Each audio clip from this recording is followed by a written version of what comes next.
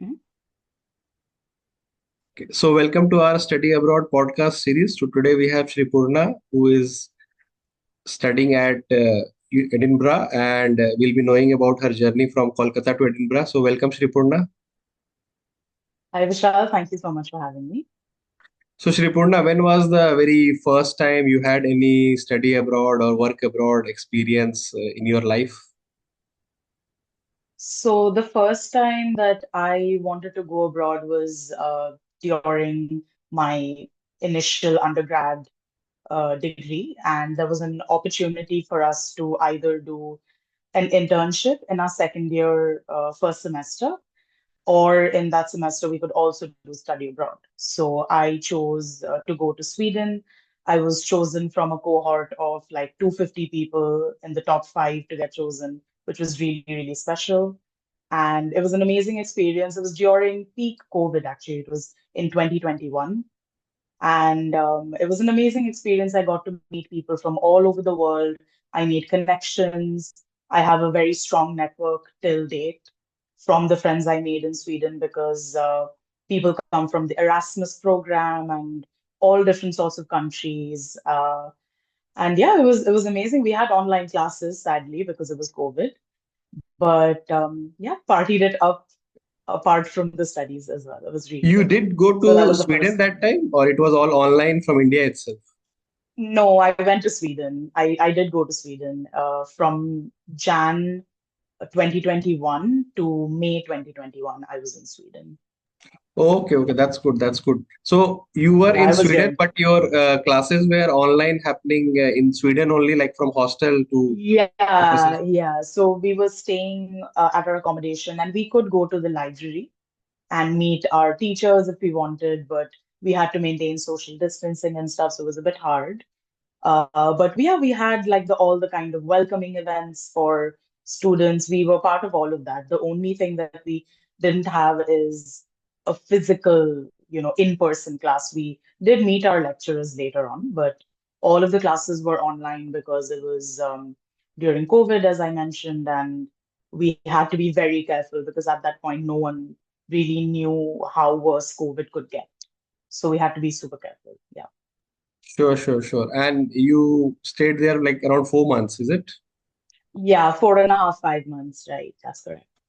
Okay, okay. So that became like a good trigger point for you to pursue study abroad again for a longer duration. Yeah, absolutely. And I finished my degree in Manipal. Uh, so Mahe, as in Manipal Academy of Higher Education. So finished my degree there, did 1 year of full-time job. So I worked as a brand marketing associate at a solar energy startup. And after that, 1 year of full-time job, I went for master's. So 2023, September, I started pursuing my master's. Sure, sure. And when you were applying for masters, did you apply to few colleges? Like how did you choose your country college course? Yeah, so I actually use this website called QS, and QS University is like it's amazing, the ranking system. You can check by country, check by your specific course. You can check by worldwide rankings as well. So I kind of developed this Excel sheet sort of thing where I could keep track of all of my requirements for each university, and of course, ranking the universities and the courses and the kind of quality of life as well, because studies is not the only important thing when you're choosing a study abroad university. You have to see the safety aspect of it, how much like how feasible it is for you as well, like financially, right? Do you have to take a loan? Is there a scholarship? So there were a lot of things. So I kind of made a very big Excel spreadsheet, and I just made sure I kept track of everything and ranked everything. And I did a lot of research for a month or two before I actually applied in December of And how many 2022. and how many colleges you end up applying after making the huge Um, list? I applied to, I think, I'll tell you the names. So I applied to Leeds, Edinburgh, um, like Imperial College London. I also applied to HEC Paris, Mhm. and apart from that, Manchester. So five. I applied to five total. Okay, okay. And did you also receive any scholarship kind of thing from any of the application? So I applied for scholarship at the University of Edinburgh, but scholarships are very, very hard to come by. So unfortunately, I was unsuccessful in gaining a scholarship. But yeah, just had to take like a study loan and then go. That's pretty much it. Sure, sure, sure. And how was your visa process once you got the offer? So once I got the offer, it was very straightforward. We just had to get the documents that they needed. It was very clear. The only thing that was a bit cumbersome was probably filling out the visa application form for the Tier 4 student visa because they ask a lot of different questions and you really have to have all of your information kind of lined up so that it doesn't take you too long because I think the forms, once you start filling a visa application form, it can only be there for 30 days. So you have to finish your visa application within that window, or you'll have to start all over again. So you really have to take out time and uh, have everything together while you're finishing the application. And the you know the interview or whatever for the visa, there was really nothing. They just took like biometrics and stuff. They didn't really ask anything or whatever. It was super straightforward. And I am from like India. Definitely, I was born in the States actually, so I have a US passport, but I am also an Indian OCI card holder, so I'm an overseas citizen of India. So I moved to India, I moved to Kolkata in 2002. So I grew up there since I was 2 years old. And there was nothing came up when they saw my US passport. They knew that, I don't live in US. So my visa process was nothing different than any other student from any other country. I had to get a UK student visa. So yeah, it was not different at all. But for your traveling, I think you can have a bit of a privilege, right? Because of the US Yes, passport. yes, traveling, yes. I don't need a visa to travel to most of the European countries. And yeah, I'm very fortunate in that sense. Yeah. Sure, sure, sure. And after your visa, you had to also book your accommodation and flight. So how did you book these two? So for my accommodation, I actually had booked this one place that was very close to the Edinburgh Business School, like the University of Edinburgh Business School, and I actually had to cancel it because I was waiting on another decision from another school. And then when that was unsuccessful, I ended up actually just, you know, choosing Edinburgh because Edinburgh was my second choice, and HEC Paris was my first because for my academic year, the MSc Marketing rankings, HEC Paris was number one in the world, and I think Edinburgh was probably fourth in the world. So yeah, sadly I didn't get into HEC. I did my interview, but I was unsuccessful. Anyway, after that, I did book another accommodation, which was not Roxborough. It was called Hugo Canal Point. And I actually work at Canal Point as part-time, even now. So I lived and worked at Canal Point. I don't live here anymore, but I work here. So the accommodation is great. It's a private student accommodation. It's not a university student accommodation. So it's a little different in that sense. But yeah, I was just surrounded by a lot of cool people and it was really great. And talking about the flights you have to book months in advance. So it's always better to apply during uh, the first or second round of university applications. So you get your decision, then you apply for the visa, and then when you get your visa, then you book your plane ticket, right? So you should always have a kind of timeline in your head. So make sure you get your visa at a certain point that you have months before you actually leave. so you can get a cheaper flight ticket because flight tickets to Edinburgh are very expensive from India. Some people, what they did was what I did as well. I went from Kolkata to London and then London to Edinburgh because I have family in the UK. So I visited them and then I came to Edinburgh. But most people wouldn't have that option. So there are few options. So you have to really gauge which one is best for you. Yeah. So you have been to UK before also. This was not your first time. No, no, I've been to UK many times. My sisters actually live here, so I've been here multiple times, yeah. And they studied here as well. They did their masters here. Sure, sure. So you're already familiar with all the processes, this, that. So there was nothing like a Yeah. confusion, etc. No, there's no confusion, but it is still very tiring and extremely arduous. But the research I had to do all by myself because my sisters didn't do the same course that I'm doing. So they had a completely different kind of thing with their research process when they were applying. And another thing is that they are 4 and 8 years older than me, so I'm the youngest. So the processes and rankings and the fees as well for each course has changed vastly throughout the last 8 to 10 years. It has increased double actually, the fees and everything. So we had to be very like careful and really do our due diligence when it came to research.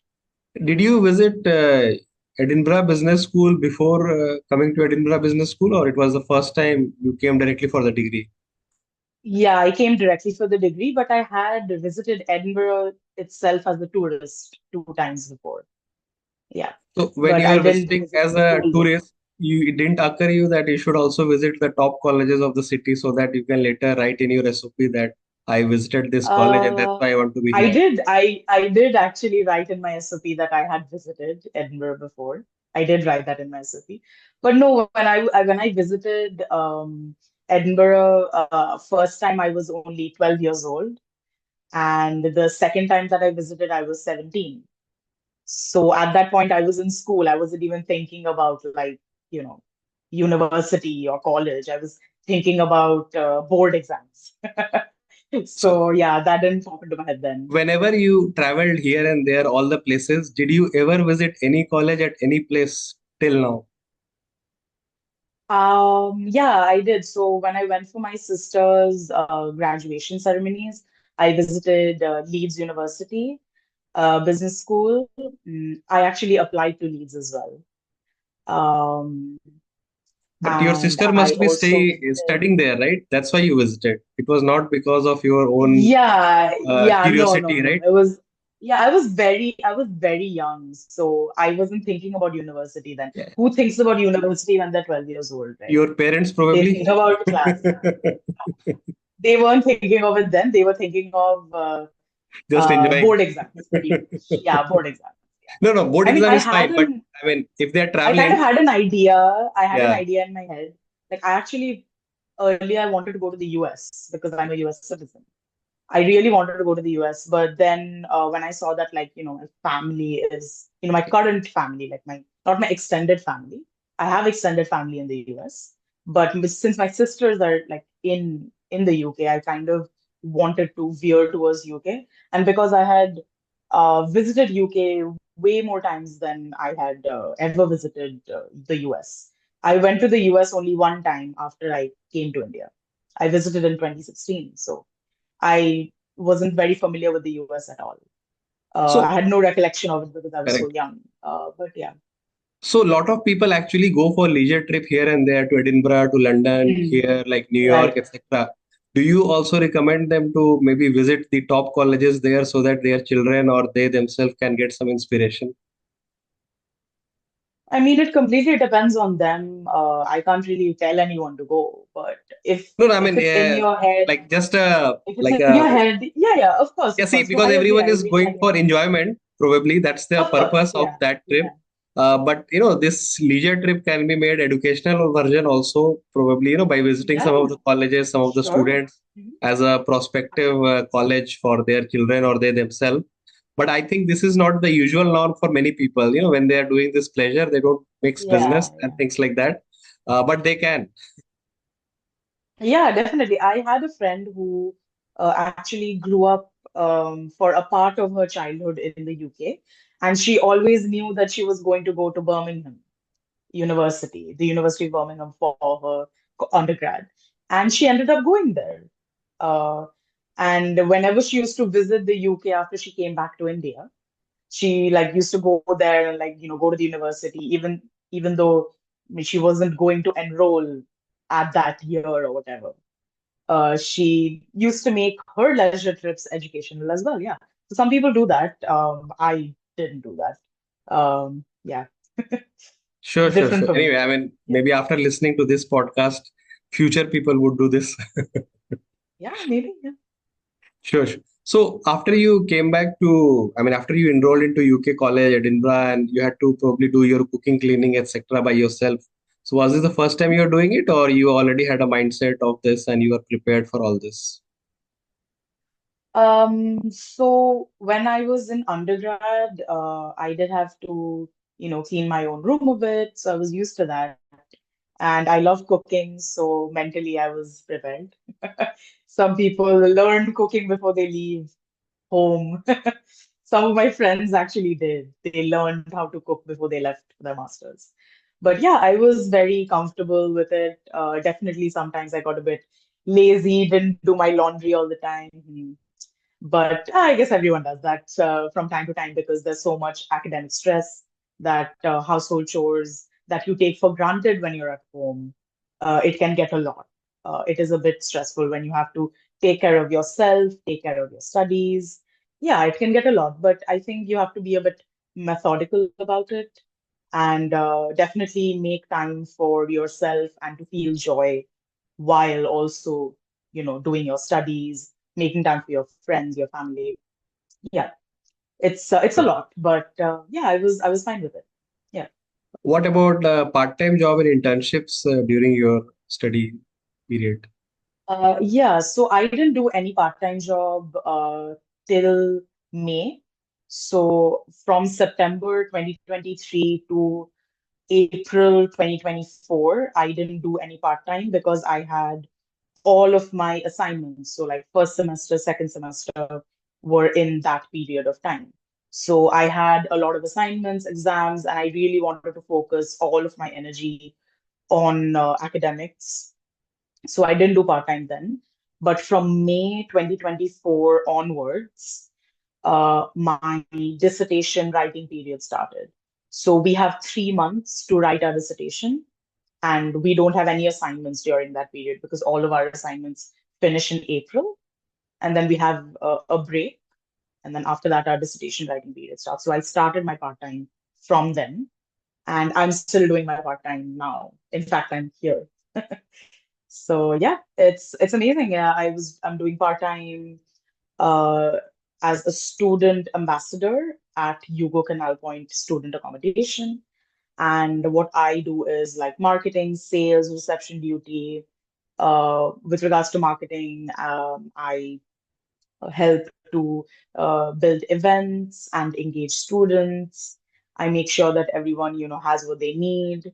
We do parcel management as well. We do a lot of facility checks, and we get training to be in charge of an entire dorm full of students. So we get like fire safety training and lots of different things. So yeah, it can be a little difficult at times, but it's very enjoyable. I really enjoy my work over here, part-time work. Yeah. Okay. So what were the major differences in the education system that you noticed?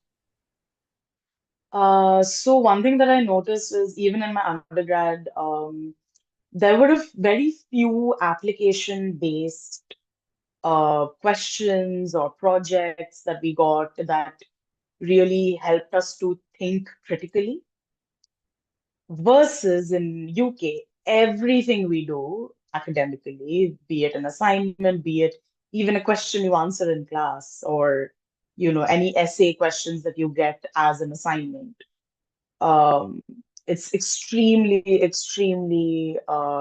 different in the sense that you have to use analytical thinking and critical analysis. You have to do that for everything. There's no rote learning. You do not memorize things and regurgitate it. You have to. get into the whys, hows, and whens of things that you do. Why am I learning this? How is this useful? Why is this useful? And how can I kind of apply what I'm learning in the work environment as well? So yeah, it's very different in that sense. So India is very much based on rote learning, a lot of it. I'm not saying all of it, because I did have some application-based stuff as well in my undergrad, which I did in Manipal. But in Edinburgh, I feel like it was way more difficult for me to kind of uh, wrap my head around that critical analysis part. It's been a year, and I have definitely improved a lot because we had so many writing assignments and essays and exams, and we had to hone in on those skills, right? So yeah, I really, really tried my level best, and till now I have a distinction in all of my assignments almost. Overall, it's a distinction, which I'm very happy about, but fingers crossed, I also get a distinction in my dissertation. I'll get the marks in a few weeks. So hopefully I get that. And one other thing that I wanted to probably highlight is that when we are writing these sort of essays, even understanding the question that the professors give us, that is also a very important thing. Because suppose someone writes an essay and they think the essay is great, but it's not what the teacher asks.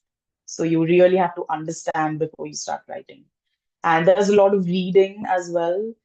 So I noticed that comparatively in India and in the UK, there's a lot more reading that happens, and you have to like do in-text citations, and you have to, put a proper bibliography and everything. We did that for very few assignments when I was an undergrad, and in masters over here, completely different. You have to do in-text citations for pretty much everything. Otherwise, you can get a thing for plagiarism. So you have to be very, very careful. Sure. Okay, coming to the very last question, Sripurna, what advice would you give to younger yourself or the study abroad aspirants who are probably thinking about this dream? So what kind of advice would you want me to give? Like research or academic or Some pro quality of tips, life? mistakes that you made. Okay, mistakes that I made. Okay. So one mistake that I made was probably being too hard on myself. So when you come to a new country, a new city, and you've probably never been away from home, some people have, some people haven't. I This wasn't my first time, but it was the first time for many of my friends. And we all, I think we were trying to do everything all at once, which is super overwhelming. We are human after all. We need to take breaks as well. So definitely that's the first thing. Do it at your own pace. Don't compare yourself with anyone. Everyone has their own pace. So please take your time. Don't rush. Of course, if the event comes and you have to rush and it's an emergency, please do get up and do the work. That's fine. But if there's no urgency, don't get anxious for no reason, which I get anxious a lot for small things. So I think that's one of the things. Don't be too hard on yourself. Don't rush. Take your time. And another thing is that please be respectful of everyone's culture because you are going to meet people from all over the world. Just be respectful of the people you meet, learn from them. You can get so many amazing insights about whatever your subject is from their perspective, because I'm in marketing. So talking about international marketing to people from all over the world, it was amazing, like just being in the classroom talking to them. Amazing. And with regards to research, I think that many people think brand names are everything, but it's not. Brand names are, of course, amazing on your CV that, oh, I studied from this university. It is amazing. But don't go to a city or a university if you are yourself not happy with what you see online, because it's not possible for all of the students to come and visit uh, the university. Even I saw everything about University of Edinburgh online. So please do your research properly. Make sure that you're happy with the course content. What I did, I remember when I was researching, I looked at the individual professors for each of my courses, the subjects on my, degree. And I looked into their research as well, what I found interesting. So don't just go for brand names or, like big things. Go for something that you are genuinely interested in, because you are going to invest a lot of money and a lot of time into this 1 or 2 years, however long it is. So it's a lot, and you should make it worth your while. So, just be careful when it comes to research as well, and go for something you're truly, excited about as well, not just interested. So what were the major differences in the education system that you noticed? Any recommendation on LinkedIn usage?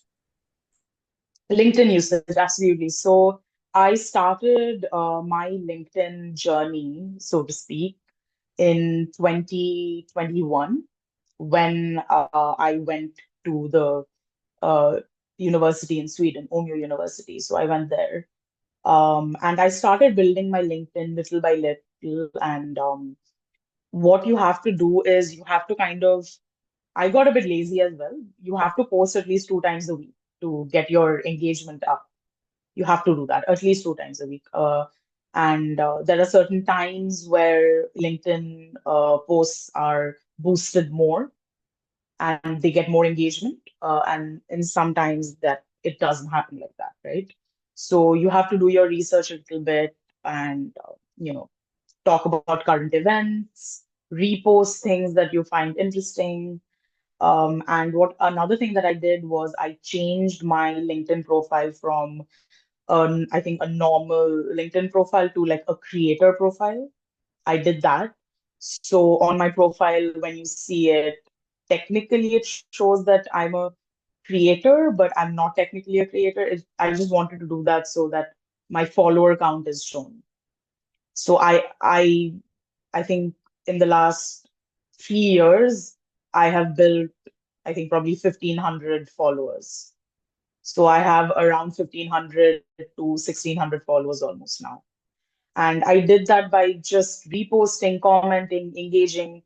And when I put comments, I didn't just put like generic comments. So when I engage with people's posts, I put, maybe my perspective about what I thought about a certain current event or something that the person posted about.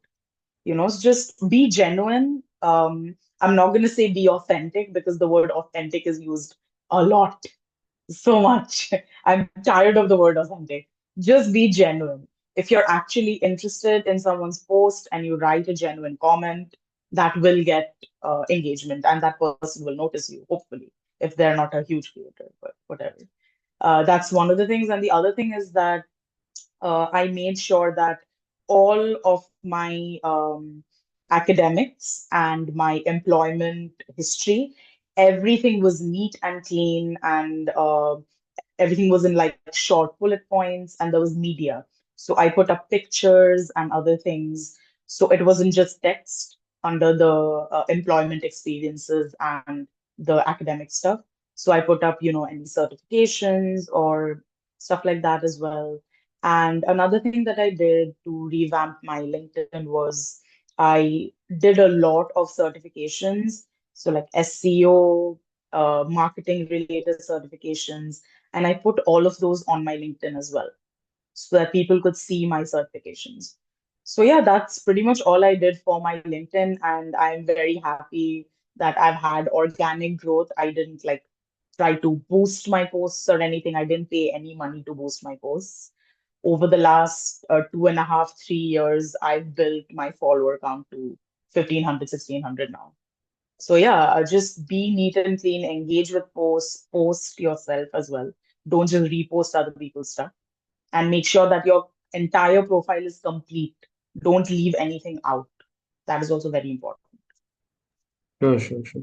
Thank you, Sripurna, for your time and your insights and your tips. I hope we hope our Thank you so audience much for would have, having me. yeah, we hope our audience would have learned something. So have a good day.